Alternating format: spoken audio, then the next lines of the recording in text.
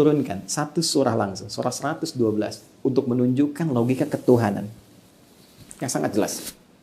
Harus dikosongkan dari semua sifat-sifat yang tidak layak disandang. Mengosongkan, menghilangkan, membersihkan sehingga menjadi murni. Sesuatu disebut dengan ikhlas namanya. Ya, sehingga ada ikhlas dalam Islam, maksudnya menghilangkan segala hal yang tidak ada kaitan dengan amalan kita. Dalam konteks ketuhanan, hilangkan semua sifat-sifat keadaan yang tidak layak disandang Tuhan. Hilangkan, tepikan, tanggalkan. Akhlasu yukhlisu ikhlas. Maka turun surah Al-Ikhlas. Kul, katakan, huwa, yang dipertuhankan itu, Rabb itu, Allah. Sifatnya ahad. Bahkan namanya pun spesifik, Allah. Gak bisa sama dengan yang lain. Jadi dulu orang-orang Arab sudah punya nama Tuhannya masing-masing. Lata, Uzza, Manat dan sebagainya. Mereka tanya pada Rasulullah, ya Muhammad SAW, siapa nama Tuhanmu? Kok disebutnya Rabb saja? Qul a'udzu birabbil falaq, qul a'udzu birabbin nas. Siapa nama Tuhanmu? Katakan, kata Allah, huwa, yang disebut Rabb itu Allah. Itu langsung namanya dari Allah. Tuh.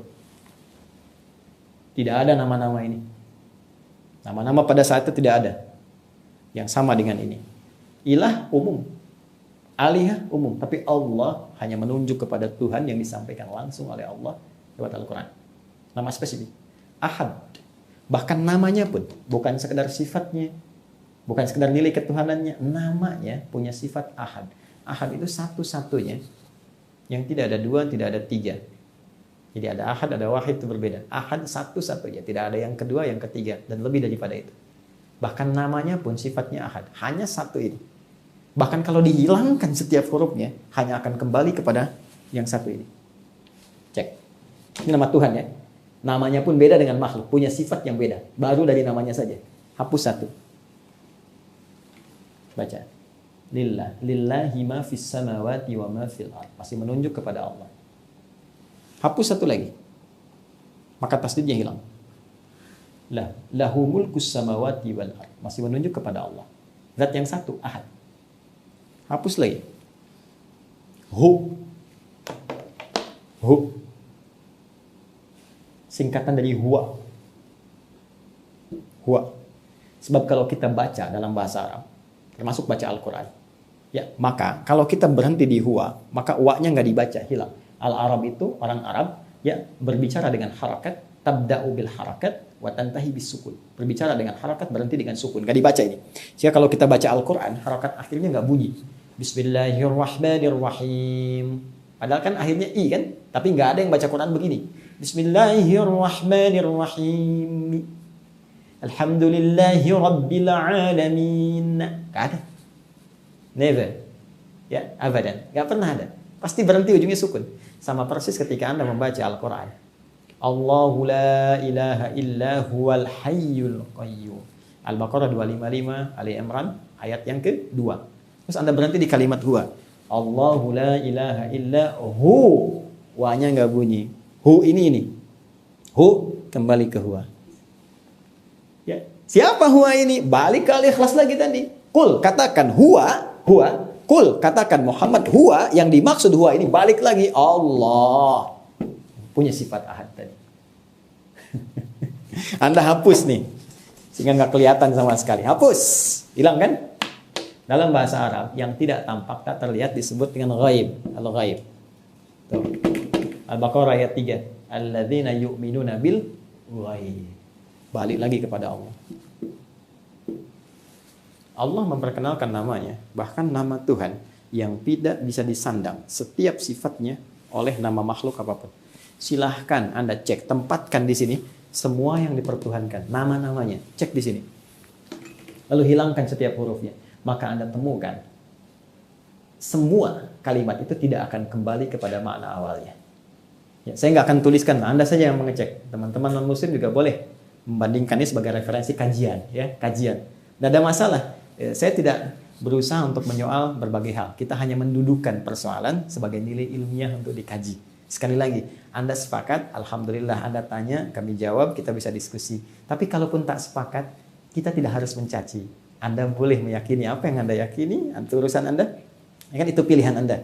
Dan semua kita akan bertanggung jawab di hadapan pencipta utama Allah Subhanahu wa taala. Jadi tetap kita saling menghormati, tetap kita saling menghargai, tetap kita bisa saling menyayangi dalam konteks kehidupan berbangsa, bernegara, bermasyarakat. Tapi untuk ini, karena keyakinan yang paling mula, kita mesti mendapatkan nilai kebenaran yang bisa diuji. Sekarang silahkan tempatkan. Beda, saya manusia. Sekarang lihat sini. Adi. Hapus 1. Nih. Apakah kembali kepada saya? Tidak. Ade, Angkatan Darat. Hilangin 1 lagi. A. Tuh. Udah nggak ada. Hilangin 1. Meninggal. Anda duluan. Hilang kan maknanya. Sekarang silakan cek, itu baru nama teman-teman, belum yang lainnya. Nah maka kembali ke sini. Apa hikmah kemudian tadi? Dimunculkan kalimat wa ma unzila min qablik. 1, untuk menyampaikan nilai kehidupan yang bertoleransi. Kita bersaudara. Silakan. Dari rumpun satu generasi yang sama ke atas. Maka jangan sampai kemudian terjadi perselisihan dalam kehidupan berbangsa, bermasyarakat. Kita tinggal di Indonesia, tidak semua tetangga itu Islam semua. Ada yang Kristen tetangga kita. Ada yang Hindu, ada yang Buddha. Kan? Saling menghormati. Bisa jadi saling berbagi. Ini situasi COVID, pandemi, ada kelebihan yang Muslim bagi, jangan sampai dilewat. Bayangkan keindahan Islam. Orang Islam punya makanan, baunya nyampe ke tetangga. Kata Nabi bagi tetangga itu. Walaupun cuma kuahnya. Tapi jangan salah baca ya. Jangan Anda masuk kuahnya dibagi. Bukan. Maksudnya kalau Anda bikin kuahnya aja pun bagi. Jangan salah persepsi gitu orang nyium baunya. Ya. Tapi apakah pernah di redaksi itu ada muncul kalau tetangga Anda Islam? Tidak. Mungkin Anda tinggal di tempat yang Anda minoritas. Ya, mungkin teman-teman yang di Amerika, di mana kan banyak kan tetangganya non-Muslim. Anda masak, bagi, sampaikan. Jangan sampai dilewat, karena nggak pernah ada redaksi dalam hadis mengatakan kalau tetangga Anda Islam saja, tidak. Anda sampaikan pada yang Muslim, Pak Ahmad, Pak Soleh, itu kan Ibu Aisyah. Satu tetangga Anda lewat misalnya, ya. Terus dia ngelihat Anda bagi-bagi. Bapak kayaknya itu enaknya. Iya Bu, enak, cuman sayang Ibu kafir. Wah, Masya Allah, tidak. Kita berbagi, nggak ada masalah. Ya. Tapi karena saudara tadi punya sifat menyayangi, ya, punya sifat dalam ingin memberikan nilai kebaikan, maka nilai yang paling utama untuk bekal kita pulang kan nilai tauhid, keyakinan. Maka dari itulah kemudian datang Al-Quran membawa referensi, sayangi saudaramu, berikan berita yang benar, tunjukkan kebenaran, jangan tutupi nilai kebenaran, sampaikan begini, ini sesuatu yang tidak tepat, ada nilai sejarah yang terpotong, ada sesuatu yang dituliskan oleh tangan manusia yang kemudian diyakini. Karena itulah di kitab-kitab selain Al-Quran tidak pernah ada redaksi begini. Saya Tuhan, sembah saya. Silahkan cek. Saya Tuhan. Ini langsung redaksinya ya. Di Quran itu spesifik. Jadi jangan bias lah. Jangan begini, begitu. Tidak. Langsung redaksinya spesifik. Al-Quran jelas mengatakan. Quran surah ke-20. Toha. Ayat 14. Allah pede langsung mengatakan. Yakin betul. Kalimat tegas. Innani anallah. Pakai taukid. Saya Allah. Bahkan taukid itu penguat. Saya benar-benar Allah. La ilaha illa ana. Nggak ada Tuhan selain saya. Fa'budni. Sembah saya. Silahkan cari kalimat ini di kitab manapun. Demi Allah saya katakan Anda tidak akan temukan. Karena fitrah manusia dengan kemanusiaannya tidak akan pernah mengatakan saya Tuhan. Karena akan ada penghambat dalam jiwanya. Bahwa dia bukan Tuhan. Pada akhirnya semua akan dikonfirmasi. Al-Quran memberikan berita. Saat pulang kepada Allah pencipta utama. Semua yang diklaim, semua yang diyakini ini akan dipertanggungjawabkan. Sampai Nabi Isa akan ditanya, apakah benar engkau menganggap menjadikan dirimu Tuhan supaya disembah bersama ibumu? Nanti akan ada pembuktian. Demikian juga pada yang lain-lainnya, demikian juga pada semua kehidupan kita. Karena itu, tetap walaupun ini disampaikan, Al-Quran tetap memberikan toleransi yang dalam sampai mengatakan, La ikraha fid din. Quran surah kedua ayat 256. Tidak boleh ada pemaksaan. Paksaan dalam peluk keyakinan yang benar. Ad-din. Yang dimaksud din Islam. Quran surah ketiga ayat 19. Inna dina indallahil Islam. Tidak boleh ada paksaan dalam berislam. Jadi kalaupun ini disampaikan, ini mutlak. Ini murni, pure.